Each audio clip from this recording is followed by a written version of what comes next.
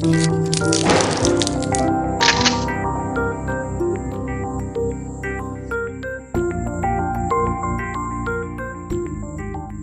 nous retrouvons pour un nouveau discours d'affermissement, mesdames, mesdemoiselles et messieurs, frères et sœurs, serviteurs de Dieu, vous qui vous intéressez à la Bible, bienvenue à cette émission, 45 autres minutes d'explication d'un thème biblique, des thèmes qui sont choisis dans la Bible, dans les séminaires qui passent dans les églises que vous fréquentez, vous n'avez pas le temps de les suivre de manière systématique. Discours d'affermissement prend ces enseignements et vous les diffuse. La devise de cette émission dit simplement: connais la parole de Dieu en profondeur, pratique-la de tout ton cœur, tu accomplis ainsi sa justice. Je suis donc très heureux de vous retrouver encore une fois de plus pour 45 minutes.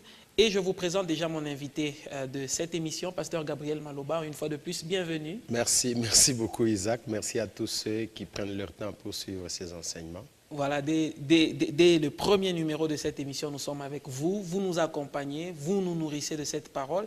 Et avec vous, nous sommes en train de parler d'un thème. Nous sommes déjà dans la profondeur de ce thème qui dit acquérir la sagesse pour agir avec prudence. Vous avez déjà expliqué en quoi consiste la sagesse dont nous parlons. La sagesse, c'est connaître les lois de Dieu.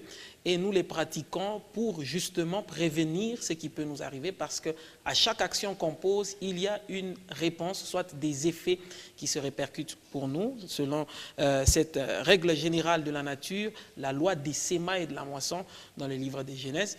Et avec vous, nous parlons de certaines attitudes qui sont manifestes. La Bible n'en parle pas au hasard. La Bible a choisi certaines attitudes qui sont très retrouvées parmi les gens aujourd'hui en société. C'est notamment ces personnes qui ont la boulimie foncière. Vous avez parlé longtemps de cela. Et dans le deuxième volet, vous nous parlez de ces gens qui sont affiliés ou qui aiment, qui s'affectionnent au vin, à la boisson qui enivre. La Bible donne beaucoup de recommandations par rapport à ça. Beaucoup de gens s'arrêtent seulement dans quelques versets du Nouveau Testament, ou soit là où on parle du Saint-Esprit qui a attristé, au lieu de s'enivrer de vin, cherchant à être rempli du Saint-Esprit. Mais il y a beaucoup de passages dans l'Ancien Testament, vous nous l'avez donc démontré, qui de fait recommandent de ne pas prendre des boissons qui sont enivrantes. Alors pasteur, nous parlions des communs des mortels.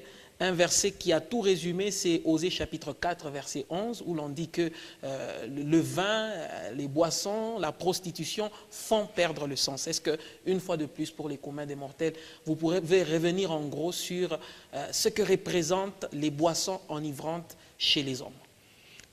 Merci beaucoup. Je pense que nous sommes dans une démarche où nous sommes en train de voir plusieurs aspects qui causent du tort à leurs auteurs, bien sûr. Et c'est pour cela que nous avons commencé par cette soif de posséder, d'avoir des étendues énormes, d'empiéter ce qui est à autrui. Et ainsi, nous nous sommes déplacés de là, nous sommes au niveau où on dit malheur à ceux qui s'attardent autour de boissons et qui, jusque le soir, ils sont enivrés, les têtes, les cerveaux sont chauffés, ils ont la bravoure à mélanger des liqueurs fortes, des boissons et tout et tout. Et c'est là que nous avons dit qu'il faut séparer ça en deux. Il y en a qui disent, non, écoutez, ça c'est pour les chrétiens, mais nous avons voulu d'abord démontrer que déjà, de par la Bible, qui est le livre des sagesses, qui est le livre du Créateur, de par la Bible, la boisson, le vin, les liqueurs fortes, les boissons enivrantes, quelle que soit la forme que cela prend, ça détruit. Ça détruit et financièrement, ça détruit et moralement, ça détruit et intellectuellement, et ça amène beaucoup de méfaits. C'est ainsi que nous avons lu les livres de Osée, où on nous parle que ça pratiquement perverti.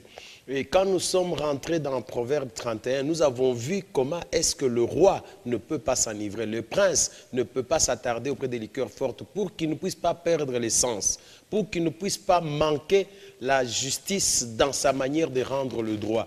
Ça amène l'irresponsabilité. On dit tu vas parler avec perversité. Donc tu vas raisonner d'une manière inverse. Alors nous avons expliqué beaucoup de choses.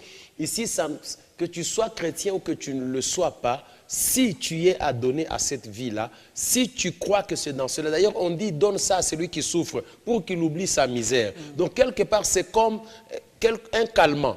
en réalité, tu penses que tu as oublié les problèmes, mais non, ça revient au galop parce que si tu n'as pas résolu un problème, tu t'enivres, après que l'ivresse soit passée, le problème revient. Donc, en réalité, il vaudrait mieux t'attaquer au problème en question pour trouver des solutions plutôt que chercher des plâtres, c'est-à-dire en d'autres termes, tu as une plaie, au lieu qu'on soigne et qu'on nettoie pour guérir, toi tu préfères couvrir ça et c'est ça qui t'enfonce davantage. Tu deviens de plus en plus enfoncé, dépendant. Au lieu d'avoir le seul problème que tu avais peut-être de la crise, maintenant c'est l'endettement, peut-être un problème de chômage. Je te dis, je suis en train de noyer les soucis. Non, tu ne peux pas noyer les soucis dans le vin. Au contraire, tu les ajoutes encore. Mais il y a des solutions. La Bible dit, venez, vous qui êtes chargés et fatigués, moi je vais vous décharger, je vous donnerai du repos.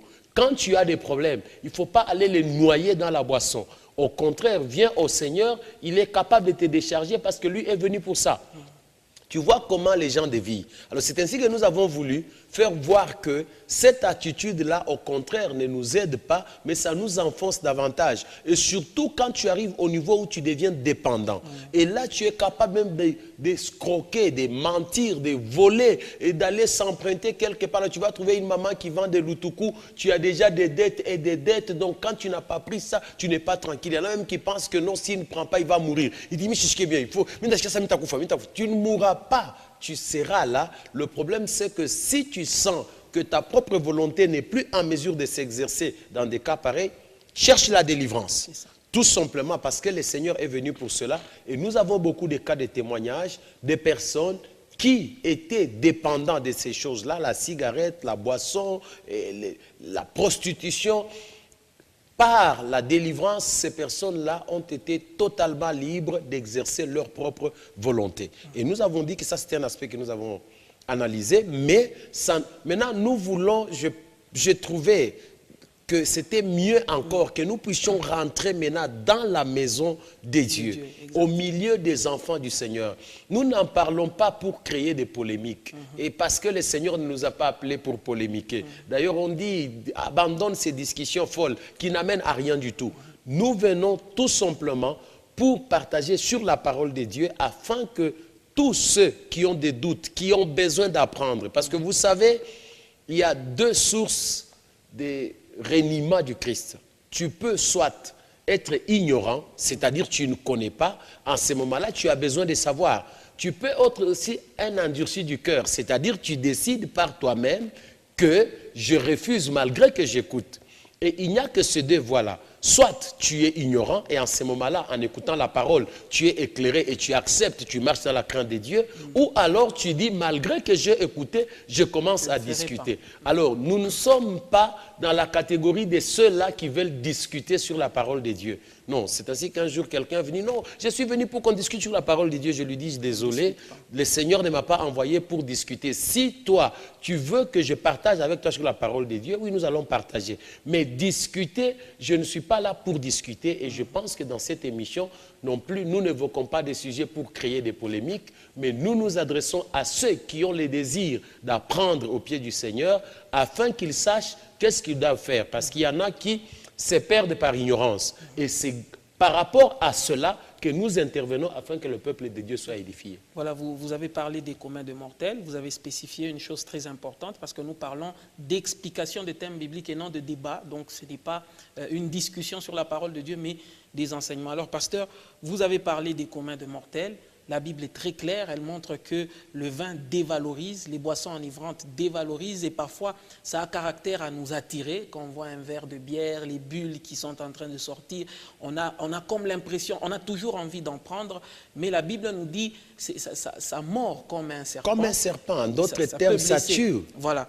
Et aujourd'hui, il y a un débat qui est passé des décennies et des décennies. Aujourd'hui, nous avons au moins l'opportunité d'être éclaircis pour les serviteurs de Dieu. La plupart se limitent à quelques versets de la Bible ou à des faits qui sont passés dans l'histoire biblique où Jésus-Christ change l'eau en vin, ou soit là où Paul parle à Timothée et lui dit voilà pour ta santé, use un peu du vin pour que tu puisses t'aider. Alors à ce jour, beaucoup de chrétiens argumentent et nous montrent que la boisson alcoolique n'est pas mauvaise, mais il ne faut pas seulement s'enivrer, pasteur. Alors aujourd'hui, qu'est-ce que les hommes de Dieu, les gens qui sont dans l'église, dans le ministère, doivent retenir par rapport aux boissons enivrantes? Merci beaucoup. Je pense que tout le problème, c'est au niveau des enseignements que nous recevons, mais aussi au niveau de la disposition de notre propre cœur.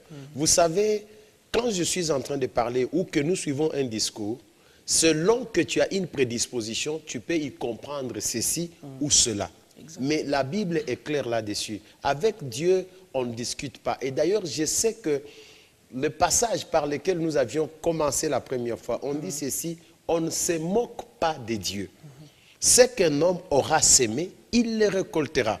En d'autres termes, tu peux te moquer de ton oncle, de ta tante, de ton ami, de ton voisin, il n'y a pas de problème. Mais Dieu, il a établi des principes de telle manière que ce que tu sèmes, c'est ce que tu vas récolter. C'est pour cela que nous avons dit qu'il faut acquérir la sagesse pour agir avec prudence. J'aimerais que nous puissions lire peut-être dans Lévitique chapitre 10.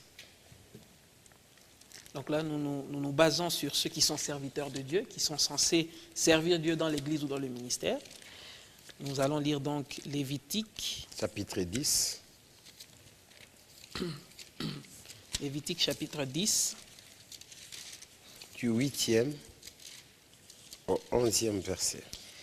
Pour ceux qui n'ont pas leur Bible, nous vous rappelons que nous utilisons la version Louis II. Nous sommes donc dans Lévitique chapitre 10. Nous lisons à partir du 8e jusqu'au 11e verset. La Bible dit, « L'Éternel parla à Aaron et dit, « Tu ne boiras ni vin, ni boisson enivrante, toi et tes fils avec toi, lorsque vous entrerez dans la tente d'assignation, de peur que vous ne mouriez. Ce sera une loi perpétuelle parmi vos descendants, afin que vous puissiez distinguer ce qui est saint de ce qui est profane, ce qui est impur de ce qui est pur, et enseigner aux enfants d'Israël toutes les lois de l'Éternel ou toutes les lois que l'Éternel leur a données par Moïse. » Je ne sais pas si tu comprends. En fait, l'Éternel dit à Aaron et à ses descendants, tu ne boiras ni vin, ni liqueur forte quand tu entreras dans la tente d'assignation. C'est très important que vous puissiez comprendre cela. Alors, il dit que pourquoi? C'est pour que tu puisses distinguer ce qui est saint et ce qui ne l'est pas. Ce qui est pur et ce qui est impur. Ça signifie que quand quelqu'un est sous l'effet du vin, quand quelqu'un est sous l'effet des liqueurs fortes, la distinction n'existe plus. Il y a une certaine confusion. C'est pourquoi on a dit que tes yeux se porteront vers une étrangère. Alors, même une femme qui peut te contaminer du sida et abîmer toute ta vie, tu verras que c'est la femme qu'il faut. Même, il y a beaucoup de détails là-dessus. Il y a des dangers, tu peux t'exposer, tu peux aller sur la route là, alors qu'il y a des véhicules qui passent, tu commences à te trimballer. Donc, en fait, tu n'as plus la lucidité, tu perds l'essence, tout simplement. Alors, Dieu dit, quand tu entreras dans la tente d'assignation, toi, Aaron, et tes enfants, vous ne devez pas prendre. Et quelqu'un peut dire, j'aimerais déjà anticiper un peu, il va dire, mais écoutez, c'était pour entrer dans la tente d'assignation. En fait, c'était pour aller faire les services dans le sacerdoce, dans le temple, dans l'endroit où les descendants d'Aaron, qui étaient des sacrificateurs, devaient aller faire les services. Et il dit que de peur que vous ne puissiez mourir. En d'autres termes, la conséquence, quand vous êtes dans le sacerdoce et que vous vous enivrez, vous vous exposez à la mort. Alors, aussi, c'est quoi? Ça vous permettra de garder la lucidité pour enseigner aux enfants d'Israël les lois que l'Éternel a données à Moïse. Tu vois? Pour être apte à enseigner, ils devaient garder leur lucidité. Alors, c'est une loi perpétuelle pour les descendants d'Aaron et ses enfants, c'est-à-dire des sacrificateurs. Je suis en train d'insister en disant que c'est une loi perpétuelle. C'est-à-dire le Seigneur savait ce qui allait venir après. C'est pour ça qu'il a dit cela. Et quand nous allons plus loin, nous verrons que ceux qui ont cru au Seigneur Jésus-Christ, qui ont donné leur vie à Jésus, la Bible dit qu'ils constituent un royaume de sacrificateurs.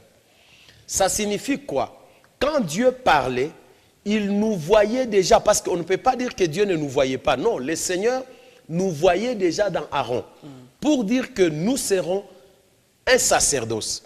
Et il faudrait que nous puissions éviter de boire. Vous savez que c'est parfois malheureux. quand je vois quelqu'un qui prend du vin, qui prend je ne sais pas moi quelle autre boisson enivrante parce qu'il doit aller prêcher, il dit itanikata aya. Donc, pour qu'il soit à l'aise et qu'il se sente mieux, il faut qu'il prenne un peu de boisson. Et alors, on se pose la question, quel est le rôle du Saint-Esprit? Un jour, quelqu'un, pour modérer, il dit non, il y a beaucoup de gens, pour que je sois à l'aise du mouvement et tout, il prend un peu de boisson. Donc, en d'autres termes, tout ce qu'il fait là, vous pensez qu'il est sous la mouvance du Saint-Esprit. En réalité, il est sous l'effet des bols, je ne sais pas moi de quelle autre boisson, liqueur et tout ça, ainsi de suite. Surtout ça se vend en sachet, en plastique et tout. Alors, en ce moment-là, la personne peut... Vous savez que sous l'effet des boissons, la personne dit des choses qu'elle ne réalise pas. Nous n'avons pas besoin d'être sous l'effet de l'alcool pour que nous puissions servir le Seigneur. Non. Je n'ai pas besoin de prendre de l'alcool pour savoir comment m'exprimer. Non. Pour avoir la force de parler. Non. En d'autres termes, si je fais ça, ça démontre clairement que j'ai mis de côté le Saint-Esprit. Et là, je suis en train de courir le risque de dire des bêtises, de m'exposer, de blasphémer et même parfois de faire ridiculiser et les sacerdoces et le travail qu'on est en train de faire. Alors, Dieu dit à Aaron, toi et tes fils, vous ne prendrez jamais quand vous entrerez dans la tente d'assignation. Alors, je vais même plus loin, parce que déjà nous parlons que le sacerdoce ne s'est pas arrêté seulement sur Aaron et ses fils. Le sacerdoce se transmis à nous. Hein, c'est clair, nous allons lire ça plus tard. Mais aussi, on dit quand vous entrerez dans la tente d'assignation. Bon, ici, cette tente-là, c'était l'image de ce qui devait être réel. Mais la Bible dit que nous sommes les temples de Dieu. Ça signifie qu'aujourd'hui, ce n'est pas quand je vais entrer dans le bâtiment, non. Moi-même, tel que je suis là, je suis le temple à part entière. De manière permanente. De manière permanente, Dieu est en moi. Il habite en moi par l'acceptation, par ma vie que j'ai donnée à Jésus. Je l'ai accepté comme Sauveur et Seigneur. Je suis le temple de Dieu. Donc, je ne veux pas attendre le jour où je vais entrer dans les 4 murs. Généralement, j'ai l'habitude de dire ceci quand je partage avec des frères à l'église. J'ai dit, j'ai déjà vu des églises se transformer en bar ou en dépôt de boissons. Le bâtiment dans lequel nous sommes dans notre église locale, si demain, le propriétaire décide de vendre ces bâtiments-là, un autre peut venir, il ouvre une boîte de nuit. Le même bâtiment va servir à cela. Donc, en réalité, ce qui fait de ces bâtiments églises, c'est la présence de nous qui sommes les temples de Dieu. C'est parce que nous sommes là que cet endroit, on peut l'appeler église. Ce n'est pas l'endroit en lui-même qui devient église, non. C'est nous, par la présence de Dieu en nous. Alors, déjà, quand nous voyons à ce niveau-là, les deux aspects où nous sommes sacrificateurs, où nous sommes les temples de Dieu, je ne peux pas me dire, non, écoutez, c'est quand je vais à l'église que je ne peux pas boire, et puis ensuite, c'est quand je suis pasteur ou ancien. Tout enfant de Dieu, tout celui qui a accepté Jésus-Christ comme Sauveur et Seigneur, la Bible dit que nous faisons un corps de sacrificateurs pour offrir à Dieu des victimes spirituelles. L'adoration, la prière, la louange et tous les autres services que nous pourrons rendre dans l'église. Parce que vous savez, il y a des gens qui pensent que servir Dieu, c'est seulement prêcher, chanter, intercéder. Non. Même quand j'adore dans l'église, nous sommes tous, je ne suis pas pasteur, je ne suis pas serviteur. Le travail que je fais là, quand je suis en train d'adorer mon Seigneur, je suis en train de le louer, c'est un service que je suis en train de rendre à mon Dieu. Donc déjà à ce niveau-là précis, ça signifie que quand tu es dans l'église et qu'aujourd'hui tu continues à discuter, tu penses que non, c'est destiné aux pasteurs, aux anciens et aux diacres. Non, tu commets une erreur, tout simplement. Mais en tant que sacrificateur, le Seigneur dit que nous ne devons pas. Voilà. Voilà, je vois que ça commence à s'éclaircir davantage, pasteur. Alors, il y a ces cas particuliers, pasteur. Par exemple, le cas de Timothée, tel que je le disais, à qui on a donné cette recommandation expresse. Il y a certains aussi qui disent que par rapport à cela, c'est aussi un problème de conviction personnelle. Il y a des gens qui le Saint-Esprit convainc de ne même pas toucher à cette boisson. Il y a d'autres qui en prennent un peu comme apéritif, pasteur. Est-ce que, à votre niveau, vous allez distinguer ces deux catégories de personnes? Merci beaucoup. Ça me fait rire. Je préfère qu'on lise le passage de Timothée comme ça, dans 1 Timothée chapitre 5. Donc nous sommes dans 1 Timothée chapitre 5. J'y suis. Et tu sais que j'aimerais dire à ceux qui nous suivent que c'est très important. Quand quelqu'un, vous êtes en train de partager ou de fois, de temps en temps, il y a quelqu'un qui développe une idée quelconque, vous donne un verset de la Bible, prenez toujours l'habitude de demander c'est quel verset et lisez-le. Pourquoi? Parce que la plupart des temps, par ignorance ou intentionnellement, il y a des gens qui retirent les versets de leur contexte. Ils leur donnent une autre signification. Ou alors ils modifient quelque chose et automatiquement la compréhension change. J'aimerais que nous puissions lire le passage dans 1 Timothée chapitre 5. Donc 1 Timothée chapitre 5. Oui, les versets 23 et 24. Nous lisons 23 et 24. Ne continue pas à ne boire que de l'eau, mais fais usage d'un peu de vin à cause de ton estomac et de tes fréquentes indispositions. Oui, 24. Les péchés de certains hommes sont manifestes, même avant qu'on les juge, tandis que chez d'autres, ils ne se découvrent que par la suite. Merci beaucoup. Paul, l'encadreur, le mentor, le père spirituel de Timothée, qui est en train de les former au ministère, il dit, ne continue pas à ne boire que de l'eau, mais fais usage d'un peu de vin à cause de ton estomac et de tes fréquentes indispositions. Je ne sais pas si tu comprends. Rentre dans le contexte. Pourquoi est-ce que Paul a écrit à Timothée? S'il lui dit ne continue pas à ne boire que de l'eau, ça signifie quoi? Timothée prenait du vin? Il n'aimait pas prendre. Il n'aimait pas prendre. Alors, maintenant, ça signifie que Timothée savait qu'il ne pouvait pas prendre du vin. Il ne prenait pas, il prenait de l'eau. Maintenant, Paul lui écrit, il dit ceci, écoute Timothée, ne continue pas à ne boire que de l'eau. Fais usage d'un peu de vin. Et il donne la raison pour laquelle il lui dit ça. Paul, c'était un homme rigoureux sur le plan des règles spirituelles et morales. Il dit lui-même que je traite durement mon corps. Je les tiens assujettis pour ne pas être rejeté moi-même après avoir prêché à d'autres. Et quand tu lis au-dessus là, il parle, il donne des instructions à Timothée, comment il doit se conduire. Il lui dit, fais attention, ne participe pas au péché d'autrui, n'impose pas les mains avec précipitation. Il lui donne des instructions morales et spirituelles qui devaient guider son ministère. Alors il arrive quelque part, il lui dit ceci, je sais que tu ne veux pas prendre du vin. Mais je te dis que prends un peu à cause de ton estomac et tes fréquentes indispositions.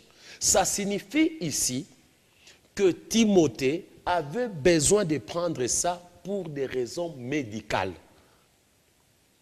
Ce n'était pas pour des raisons de plaisir, pour des raisons de loisir, comme certains aujourd'hui. Alors, il y a des gens qui aiment évoquer ça. Alors moi j'ai prie le Seigneur que les personnes qui font ça, que Dieu leur donne la même maladie que Timothée. En ce moment-là, ils peuvent être dans les conditions d'évoquer ça. Parce que Paul ne dit pas à Timothée de prendre parce que tu dois te faire plaisir. Non. Il ne lui dit pas que parce que ton corps réclame. Non. Il ne lui dit pas que parce que c'est un passe-temps, ça te fait oublier des soucis. Non. Il lui dit que c'est pour un cas précis. Tu as un problème d'estomac, tu as un problème d'indisposition et le vin a été souvent utilisé, surtout dans le passé, comme un produit qui guérit certaines indispositions et certaines maladies. Si c'est une prescription médicale, d'ailleurs, quand vous lisez dans certains produits pharmaceutiques, il y a certaines compositions qui englobent certains produits où on te dit même que quand tu les prends, tu as un peu de vertige. Ou alors tu as besoin de dormir. Il y a des effets secondaires. Il y a des effets secondaires. Parfois, c'est comme si tu étais ivre, tu commences à somnoler et tout et tout. Alors, en ce moment-là, quand tu les prends pour cas de soins médicaux, c'est comme Je disais une fois, quelqu'un me dit, mais pasteur, vous condamnez l'avortement, et ainsi de suite. J'ai dit, oui, avorter, c'est tuer. Parce que la vie d'un homme commence dès le jour de sa conception. En ce moment-là, déjà, l'être humain existe. Vous n'avez pas le droit d'arrêter sa vie.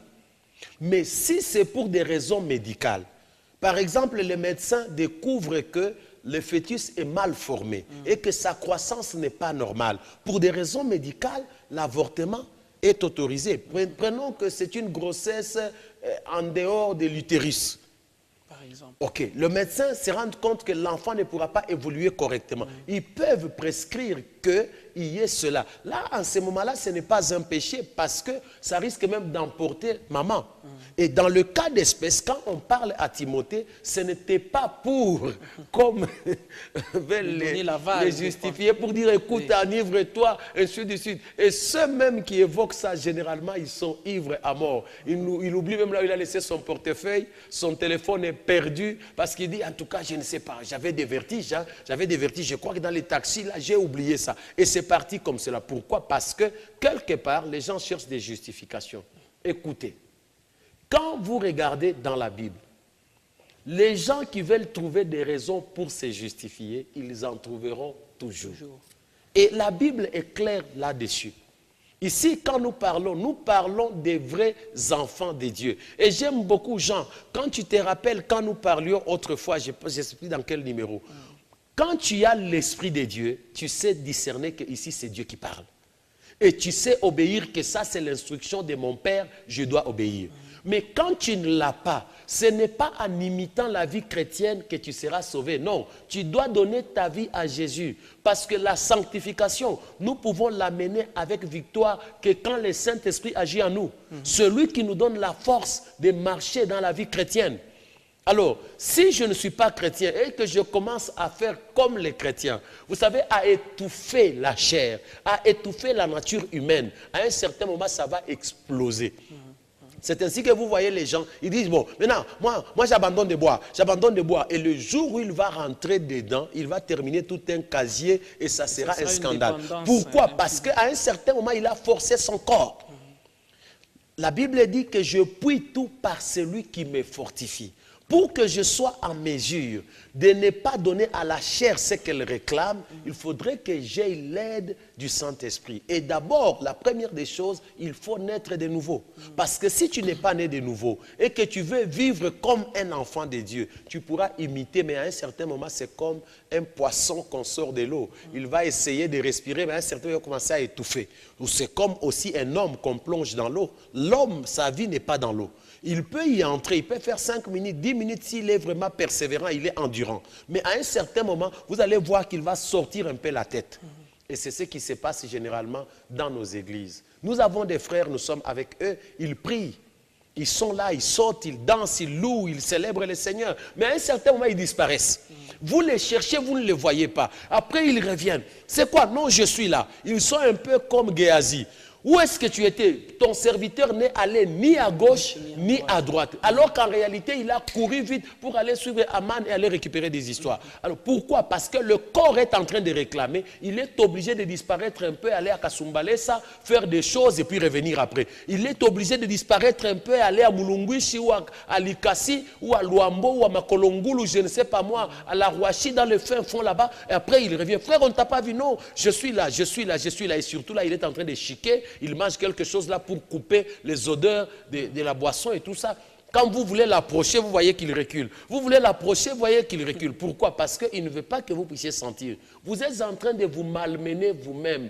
On ne se moque pas de Dieu. Ce qu'un homme aura sémé, il va le récolter. Mais en tant que sacrificateur, si réellement tu as l'Esprit de Dieu, le Saint-Esprit te convainc que ces choses, tu ne peux pas les faire. Tout simplement pourquoi? Parce que le Saint-Esprit qui est en nous, le travail que nous devons faire, le sacerdoce auquel nous avons été appelés, n'est pas compatible avec ces pratiques-là. C'est ainsi que Timothée, ayant compris cela, et quand Paul lui en parle, ce n'est pas comme pour lui dire « Timothée, commence à boire ». Non, il lui en parle comme une prescription, tout simplement. Il dit « Mon fils est tellement attaché à la sainteté. Mon fils est tellement attaché à la droiture. Mon fils, qu'il souffre, qu'il peut même sacrifier sa santé. Non, mais s'il en prend en tant qu'un remède pour sa santé, il n'y a pas de problème. Mais s'il en prend pour faire plaisir et pour raison de loisir, cette fois-là, c'est pourquoi il dit ne continue pas à ne boire que de l'eau. Fais usage d'un peu de vin. Écoute Timothée, ici, je ne te parle pas pour la luxure, je ne te parle pas pour le plaisir de la chair, mais ici, il s'agit d'un remède pour toi. Si tu es aussi malade comme Timothée, fais-le, il n'y a pas de problème, pourvu que ce soit une prescription pour toi. Voilà, pasteur, vous avez évoqué un aspect très important. Je crois que dans les prochains discours d'affermissement, vous pourrez aussi en parler par rapport au Saint-Esprit, parce que la Bible explique ça de manière expresse pour dire qu'il ne faut pas s'enivrer de vin, mais être rempli du Saint-Esprit, pasteur. Nous parlons à des serviteurs de Dieu qui travaillent dans le ministère. Aujourd'hui, vous nous dites que ce sacerdoce ou ce service du sacerdoce est régi par une loi perpétuelle et d'une manière permanente, nous sommes appelés à nous garder dans cet état parce que Dieu habite en nous. Alors à ce jour, quelles pourraient être de manière claire les répercussions du vin par rapport au Saint-Esprit dans l'homme, le chrétien? Merci beaucoup. Je pense que nous pouvons lire ce verset-là. Dans Éphésiens chapitre 5. Nous lisons Éphésiens 5. À partir du 15e verset. C'est important qu'on commence un peu plus haut. Et je commence à partir du 13e verset. Ou du 15e. 15e verset, voilà. Oui. Éphésiens chapitre 5, nous commençons à partir du 15e verset, nous disons « Prenez donc garde de vous conduire avec circonspection, non comme des insensés, mais comme des sages. Rachetez le temps car les jours sont mauvais. C'est pourquoi ne soyez pas inconsidérés, mais comprenez quelle est la volonté du Seigneur. Ne vous enivrez pas de vin, c'est de la débauche. Soyez au contraire remplis de l'esprit. » Alors, je ne sais pas si tu comprends ici. Donc, on est en train de donner une conduite réglée. Une conduite, on dit, ne soyez pas inconsidérés. Recherchez quelle est la volonté de Dieu. Il va même plus loin, il dit, prenez garde à vous conduire avec circonspection. C'est-à-dire, veillez sur votre conduite avec une rigueur terrible. Ne marchez pas en désordre. Et c'est alors qu'il arrive pour dire que comprenez ce qui est la volonté de Dieu. Ne soyez pas inconsidérés. Soyez sages. Et ne vous enivrez pas de vin. En d'autres termes, quand tu t'enivres, tu te conduis d'une manière inconsidérée. En d'autres termes, si tu t'enivres, tu n'es pas sage. En d'autres termes, si tu t'enivres, tu n'as pas la notion des temps. Rachetez les temps car les jours sont mauvais. Et on oppose ça. On dit ne vous enivrez pas, mais au contraire, soyez remplis de l'esprit. Comme pour dire que quand une personne se livre dans une vie de boisson, quand une personne se livre dans cette pratique-là, c'est une personne qui marche d'une manière inconsidérée. Je dois chercher la plénitude. Et cette plénitude-là, je ne peux pas la chercher dans une certaine légèreté parce que nous avons déjà vu quelles sont les conséquences de la boisson. Et quelqu'un peut te dire, non, écoute, moi quand je prends, je ne m'enivre jamais. Non, c'est parce qu'en réalité, quand à un certain moment, tu as un certain degré, tu commences à faire des choses. On a déjà vu des gens. Tu les vois seulement, ils commencent à beaucoup sourire. Alors, tu te dis, mais comment cette personne est tout gentille comme ça? Alors, en ce moment-là, la personne est en train, tu vois, par exemple, elle est en train de suer et tout ça, ainsi de suite. Et toi, tu te dis, non, c'est pour l'appétit. Non, si tu es malade, va à l'hôpital, tout simplement. Il y a des médecins qui soignent. Si tu as un problème d'appétit, si peut-être que ce qu'on a préparé n'est pas bon, demande qu'on prépare ce qui est bien. Et dis-moi, tous ces gens qui mangent avec appétit sans boire, comment ils le font? Oui, si tu es malade, va à l'hôpital, tout simplement. Peut-être que tu as un problème avec ta santé, et en ce moment-là, vas-y. Au lieu de pouvoir justifier en disant que c'est cela qui peut t'amener à bien manger. Non, ce n'est pas nécessairement cela. Je pense qu'il y a des apéritifs, il y a des super appétits. Oui, il y en a beaucoup. Il y a beaucoup de produits pareils. J'ai vu, il y a même quelqu'un qui me faisait rire, qui me dit ceci, qu'il y avait des gens qui faisaient l'échange en ville. Alors, à un certain moment, ils se sont rendus compte que s'ils étaient maigres, un peu minces et tout, bon, les gens pensaient qu'ils n'étaient pas des patrons. Alors, ils ont commencé à prendre des super appétits. Alors, ils ont grossi, là, ils avaient des gros ventres. Ils pensaient que c'était ça. Alors qu'en réalité, plus tu commences à grossir, il faut faire très attention. Les médecins te disent que c'est pas bon. Dès que tu sens que la masse pondérale commence à augmenter et tout, dès qu'il y a un déséquilibre, c'est dangereux. Et il faut faire attention avec ça. Mais eux, ils pensaient que c'était bien, ils étaient des boss, ainsi de suite, il faut un gros ventre, ainsi de suite. Non, ce n'est pas nécessairement ça. Alors, maintenant, quand toi, tu penses qu'il faut nécessairement boire pour que tu puisses... Non, la Bible dit, ne vous enivrez pas, c'est de la débauche. Donc, dans toutes les analyses qui sont là-bas, soit tu es inconsidéré, soit tu n'es pas sage, soit tu ne marches pas avec circonspection, soit tu ne comprends pas quelle est la volonté de Dieu, ou alors tout simplement tu es dans la débauche. Tu es dans la prodigalité. Donc en fait, tu dépenses. Et il y a beaucoup de gens aujourd'hui. Malheureusement, on découvre ça en retard. Oui, généralement. Chaque fois, c'est comme cela. C'est quand tu as déjà gaspillé, tu commences à te dire, mais vraiment, tout l'argent là que j'ai gaspillé, tout l'argent là que je faisais ceci, si je ne pouvais pas faire ceci, je crois que j'aurais pu investir. Je crois que je pouvais faire ceci ou cela. Peut-être quelqu'un va dire, mais pasteur, tu es contre les entreprises brassicoles ou quoi? Non. Ici, nous sommes en train de parler de la conduite dans l'église. En tant qu'enfant de Dieu, en tant que serviteur. Vous savez qu'il y a même des gens qui te disent, non, non, en tout cas, quand je bois, ça me stimule l'intelligence. On a des cas pareils, des personnes qui ne savent pas travailler quand ils ne sont pas dans cet état. Non, c'est une sorte de dépendance. En fait, ils ont besoin de la délivrance, tout simplement. Je ne pense pas que c'est la boisson. D'ailleurs, vous allez voir quelqu'un là, peut-être qu'il est intelligent, mais à cause de cette conduite-là, il est désordonné, désorganisé. Vous vous dites, mais cette personne ici, si elle était organisée, elle serait très loin. Et il y a beaucoup de gens comme ça, une intelligence perdue, parce que quelque part, ils n'ont pas compris qu'ils étaient en mesure d'exploiter la grâce que le Seigneur leur a donnée, cette intelligence pour pouvoir s'organiser et faire des grandes choses. C'est ainsi qu'ils se limitent à certaines petites choses et rien du tout. Alors, moi je pense que le Saint-Esprit est capable de nous donner l'intelligence. Le Saint-Esprit est capable de nous communiquer la puissance. Le Saint-Esprit est capable de nous donner la capacité de tenir devant. Je n'ai pas besoin de ça. Je n'ai pas besoin de me droguer. Parce que vous savez, il y a certaines personnes qui sont déjà habituées comme cela. Devant le public, quand il doit tenir un discours, il faut qu'il s'enivre. Je n'en ai pas besoin. Le Saint-Esprit lui-même me communique la capacité. C'est pourquoi on dit, ne vous enivrez pas, soyez au contraire remplis de l'Esprit. Donc dans l'Église, nous devons chercher la plénitude de l'Esprit. Parce que quand j'ai l'Esprit de Dieu, quand l'Esprit de Dieu est en moi, il va agir, je n'aurai pas de limites. Ce que je ne connais pas, le Saint-Esprit va me le communiquer. Les limites que je présente, le Saint-Esprit va m'amener au-delà de cela. Donc aujourd'hui, cesse de te justifier en disant non, si je l'ai fait, c'est parce que vous savez, je suis de nature timide, alors quand je prends un peu, je saurais faire ceci. Non, tu n'en as pas besoin. Si tu as besoin réellement de briser ou de rompre la timidité qui te dérange, prie, demande que le Saint-Esprit t'anime, tu verras que tu le feras sans problème.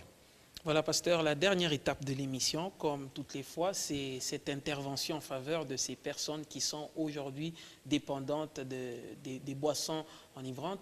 Vous avez vous-même donné un exemple clair de cette personne qui essaie de relever la tête de l'eau où elle est plongée, mais qui n'y arrive pas.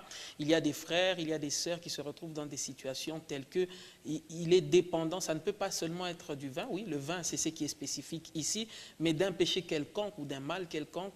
Il y revient toutes les fois, pasteur.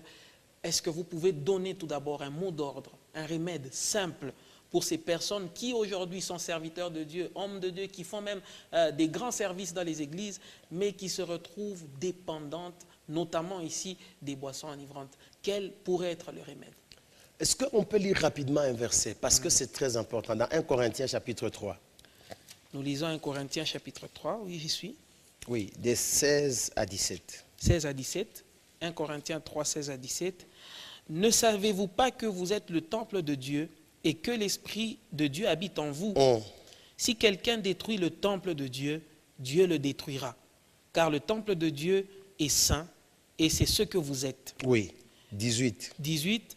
Que nul ne s'abuse lui-même. Si quelqu'un parmi vous pense être sage selon ce siècle, qu'il devienne fou, afin de devenir sage. Car la sagesse de ce monde est une folie devant Dieu. Aussi est-il écrit, il prend les sages dans leur ruse. Et encore, le Seigneur connaît les pensées des sages, il sait qu'elles sont vaines. Que personne donc ne mette sa gloire dans des hommes, car tout est à vous, soit Paul, soit Apollos. Tu peux soit même Céphas. t'arrêter là. Si quelqu'un détruit les temples, c'est-à-dire je suis les temples, si quelqu'un détruit les temples, le Seigneur les détruira. Ça signifie quoi? Moi, je ne suis pas autorisé de détruire les temples que je suis. Il ne s'agit pas seulement des personnes extérieures. Même moi-même, je peux me détruire. Et il y a beaucoup de gens qui se sont détruits eux-mêmes. Nous ne devons pas les faire. Pourquoi? Pourquoi j'ai dit cela? Le jour où j'ai accepté le Seigneur Jésus-Christ, le Saint-Esprit est venu habiter en moi. Je suis le temple de Dieu, le Saint-Esprit habite en moi. Je n'ai pas le droit de détruire. Alors, pourquoi j'en parle? C'est en réalité en rapport avec la question que tu as posée. C'est-à-dire qu'en tant qu'enfant de Dieu, quand je remarque que j'ai une faiblesse, ça peut être l'ivrognerie, ça peut être l'impudicité, ça peut être la drogue, ça peut être toute autre faiblesse quelconque. La première des choses, c'est que je ne dois pas entretenir ça ni cacher. La ruse de l'ennemi, c'est quoi? Il aime agir dans le secret. Vous savez pourquoi? Beaucoup dans les églises, quand ils sont ivrognes, ils se cachent, ils boivent dans les chambres. Non. Un jour, j'ai posé la question à un frère, j'ai dit, est-ce que frère, si je t'amène une bouteille de bière ici, dans l'église, tu vas boire? Non, pasteur, non, comment je vais boire ici? Ici, c'est dans l'église. J'ai dit, mais ça, c'est juste une salle. L'église même, c'est toi. Donc, en d'autres termes, si tu bois dans ta chambre, c'est l'église qui boit là, dans ta chambre, là. L'église est là-bas parce que tu es le temple de Dieu. Alors, la bonne manière de sortir dans cela, c'est quoi? C'est de se confier. Tu remarques que tu as une faiblesse, va voir ton responsable, va voir ton encadreur spirituel, explique-lui le problème que tu as. La Bible dit ceci, celui qui cache ses transgressions ne prospère pas. Mais celui qui les avoue et les délaisse, il obtient miséricorde. Et celui-là peut avancer. Le malheur que nous avons aujourd'hui, c'est quoi? Nous avons des gens qui ont des faiblesses mais qui les cachent. Jusqu'à ce que Aman ait le courage d'avouer sa lèpre, il ne pouvait pas guérir. Tu vois, la lèpre, elle était cachée. Mais il y a eu une jeune fille qui lui a dit, écoute, si tu vas vers le prophète, il te guérira. Donc en fait, il a avoué. Et il est allé pour dire ce qu'il avait comme problème. Si tu sens que toi, c'est la cigarette, ça ne sert à rien d'aller fumer à gauche et à droite. Tu as des bonbons mentholés, tu as des choses comme ça dans la bouche à tout moment. Tout simplement, tu as des ails dans la bouche pour couper l'odeur. Tu vas te cacher dans des bars. Quand tu vois quelqu'un, tu mets les verres en dessous de la chaise. Non. La Bible dit ceci. Celui qui s'essuie, qu'il s'essuie davantage. Mais celui qui se sanctifie, qu'il se sanctifie aussi davantage. Ça signifie que quand je remarque que dans ma marche chrétienne, j'ai un problème, je dois chercher du secours. Ce que je veux, je ne sais pas le faire. Ce que je ne veux pas, c'est ce que je fais. L'apôtre dit, malheur à moi, qui me délivrera? C'est-à-dire, je dois chercher un secours du dehors pour que cela puisse m'aider. Et beaucoup aujourd'hui, quand tu remarques même, quand on a, les pasteurs reçoivent, ainsi de suite, la plupart des temps, il y a très peu qui partent pour se repentir. Ils vont toujours, pasteur, je manque l'argent, pasteur, prie pour moi, j'ai besoin que le Seigneur m'élève de puissance en puissance, pasteur, j'ai besoin que je réussisse à l'école, mais très rarement que tu vois un frère venir, pasteur, je suis venu, j'ai besoin vraiment que vous puissiez m'aider, voici la faiblesse que j'ai, voici ce que je remarque, voici ce que je vois. C'est rare.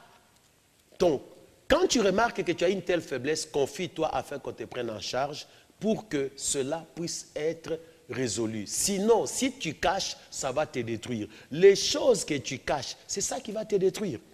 Ce n'est pas en allant boire à la Rouachi quand tu habites le centre-ville, ce n'est pas en allant à la Katouba quand tu habites la Rouachi que tu vas résoudre le problème. Non, par contre, si tu avoues ce que tu fais et qu'on te prend en charge dans la prière, il est possible qu'une solution puisse venir de la part de Dieu parce que le Seigneur nous secourt et il vient toujours à notre aide afin que nous soyons à mesure de faire ce qu'il nous recommande. Voilà, pasteur, merci beaucoup pour ce message qui a réconforté sûrement plus d'un frère ou d'une sœur dans cette émission pendant ces 45 minutes.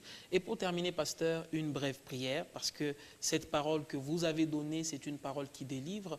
Il y a des gens qui se retrouvent dans cette dépendance, peut-être qui n'ont même pas le courage de confesser, qui n'y arrivent pas, ils sont butés à leurs sentiments, à leur orgueil, à leur crainte, la crainte de la honte qu'ils pourraient avoir devant les serviteurs de Dieu. Une brève prière en faveur de ces personnes qui prestent et qui œuvrent pour Dieu dans le ministère, mais qui sont encore dépendantes de l'alcool. Avant que nous puissions prier, j'aimerais dire ceci. Quand tu veux te repentir, ne laisse pas ton responsable spirituel pour aller te repentir à l'Ikassi. Non, non. Va voir ton responsable spirituel, celui qui t'encadre, celui qui a la charge de ton âme et te repentir. Parce qu'il y a beaucoup de gens, ils commettent une histoire à la Rwachi ou je ne sais pas moi, à la Kamalondo, à la Kenya, il va se repentir à Kolwezi. Non, non. Repens-toi là où il y a ton encadreur afin qu'il t'aide. C'est très important parce que ce sont des erreurs parfois que nous commettons. Quand je reçois des cas comme ça, dès que j'ai prié avec les frères, je le recommande, je lui dis, va voir ton encadreur afin qu'il t'aide. Parce qu'il est avec toi tous les jours. Il prendra cela en charge, d'ailleurs il appréciera ta sincérité. J'aimerais que nous puissions prier. Éternel Dieu des armées et Dieu vivant, je viens encore recommander tes enfants, ceux que tu as sauvés, ceux qui ont donné leur vie à Jésus et qui l'ont accepté comme sauveur et Seigneur. Éternel, ils font face à certaines faiblesses, à certaines difficultés. Ils sont dépendants de la boisson, de la cigarette, de toute autre forme de péché qui les empêche de s'épanouir dans leur vie chrétienne et dans leur ministère. Je te prie, Seigneur, de les aider. Donne-leur la force de se repentir, car, Seigneur, la repentance est pour les enfants de Dieu. Donne-leur la force, Seigneur, de revenir à toi. Père, je m'élève contre toute influence, contre toute oppression démoniaque, contre toute pression satanique, qu'ils soient délivrés de cela et qu'ils soient forts et qu'ils résistent, Père, et qu'ils tiennent debout et qu'ils continuent dans les chemins de la sanctification et de la sainteté au nom de Jésus. Nous les recommandons à toi, que ta grâce les soutienne, que ton esprit les fortifie et que ta grâce puisse encore les aider à revenir à toi et marcher d'une manière digne de vrais enfants de Dieu. C'est dans le nom de Jésus que nous avons ainsi prié. Amen. Amen. Voilà, pasteur, merci encore une fois de plus pour cette parole qui nous a édifiés. Nous allons poursuivre avec vous parce qu'il y a encore des volets à exploiter dans ce chapitre d'Ésaïe, chapitre 5, boulimie foncière ou dépendance aux boissons enivrantes. Il y a encore des volets à développer, donc nous allons vous retrouver sur le même sujet. Et nous parlerons sur la perversion, voilà, qu'on appelle mal bien, bien mal, rendre des jugements uniques et toutes ces choses-là, nous en parlerons. Voilà, donc nous allons poursuivre dans le prochain discours d'affermissement. Merci à Bennett Yav qui a été accompagné par As Kayumba et Ogi Kalala. Merci à vous, chers téléspectateurs. Continuez à nous envoyer vos questions sur notre page en ligne sur Facebook. Nous nous retrouvons pour un autre discours d'affermissement. Ça sera avec le même et réel plaisir. Au revoir. Merci, pasteur. Merci, merci.